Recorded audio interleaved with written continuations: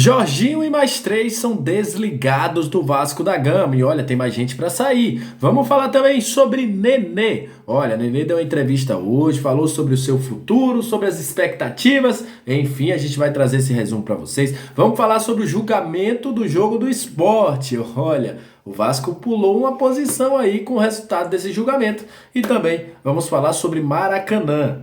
É um dos objetivos da 77 para o Vasco no ano de 2023. Então isso e muito mais, a partir de agora, no nosso Comenta Léo Vascaíno. Sobe a vinheta.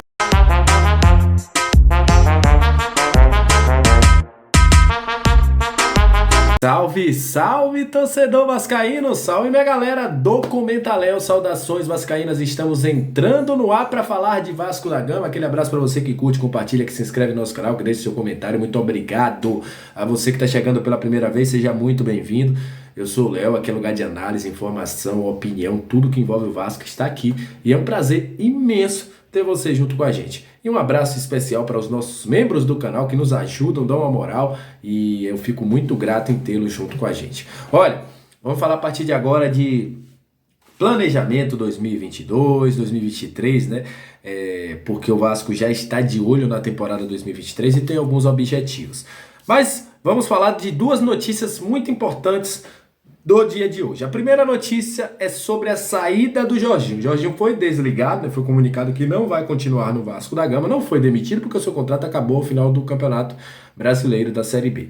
Mas ele e mais dois componentes da comissão técnica, o Joelton Ortiga e o Bebeto Saltier, também deixaram o Vasco da Gama. A gente agradece ao Jorginho porque a disponibilidade, por ter vindo, pela aquele discurso no último jogo do ano. Óbvio que o Jorginho teve alguns erros, mas pela coragem e por capitanear o Vasco aí ao fim desta temporada 2022. O Vasco aí comunicou hoje ao empresário do Jorginho, já que o Jorginho está aí já de férias, e aos dois aí da comissão técnica, o Bebeto Saltier e o Joelton Ortiga, que não serão aproveitados para o ano de 2023. Isso já era esperado.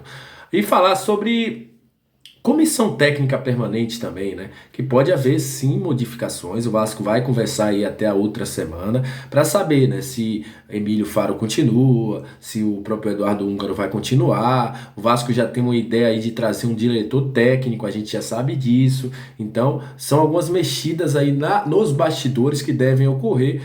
Preparação física, enfim. O Vasco vai ter essas definições aí nos próximos dias. O Paulo Brax e o CEO Luiz Melo estarão aí tomando algumas decisões, comunicando algumas saídas, e a gente vai estar aqui de olho e trazendo essas informações para vocês. A outra informação é sobre o julgamento do jogo do Sport, né? Depois de tanta celeuma, saiu o julgamento do jogo do Sport. A gente vai trazer primeiro as penas para vocês. Raniel, Luiz Henrique levaram 2 jogos, já cumpriram naqueles jogos contra Vasco e Criciúma, Vasco e também Sampaio Corrêa, estão livres. O House levou 4 jogos, né, de punição. Para mim é um absurdo, né? O House levou 4 jogos de punição. Para você ter uma ideia, o goleiro do Sport que agrediu o massagista do Vasco no chão, né, chutou o massagista do Vasco, também levou 4 jogos. E o House tentou se desvencilhar de um jogador do Sport, né, na correria ali, e tomou 4 jogos também. STJD de brincadeira, né? As multas para o Sport foram o seguinte: o Sport tomou 8 jogos de punição. Um detalhe para essa punição que o Sport tomou: dos 8 jogos, esses jogos só podem ser cumpridos no Brasileirão da Série B.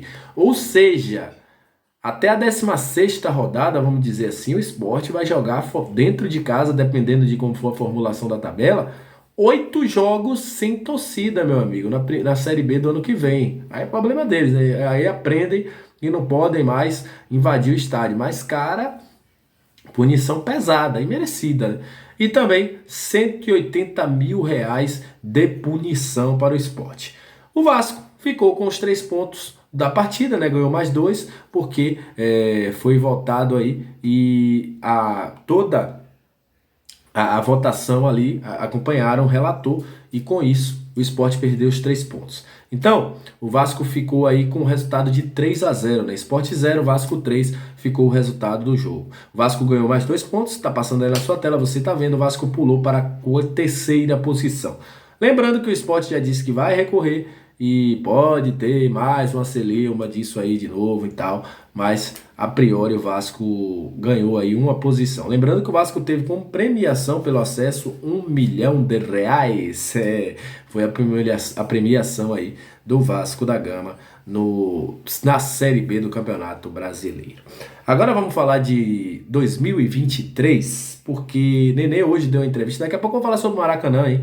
Nenê hoje deu uma entrevista, a galera do Tá Na Área, e nessa entrevista o Nenê deixou claro que está aí conversando já com a galera da SAF para saber toda a situação envolvendo aí um possível ficar ou não, né? Ele disse que já está conversando, que já tem algumas situações com a SAF do Vasco e que quer ficar por mais um tempinho, segundo ele aí, o Nenê. Lembrando que o Vasco, o próprio Luiz Melo disse, né, que vai ter que contratar jogadores com mais experiência para segurar a onda na hora que o bicho pegar. Mas até o momento o Vasco ainda não se comunicou, não está deixando nenhuma margem para nenhuma conversa. O Paulo Brax, havia uma expectativa, eu não sei, não está confirmado ainda, vou esperar a assessoria do Vasco confirmar, que ele desse uma entrevista coletiva nessa semana ainda tem nessa quinta, na sexta-feira também, para que ele possa conversar sobre planejamento e algumas saídas e algumas coisas do futebol do Vasco. Mas Paulo Brax deve aí dar uma entrevista coletiva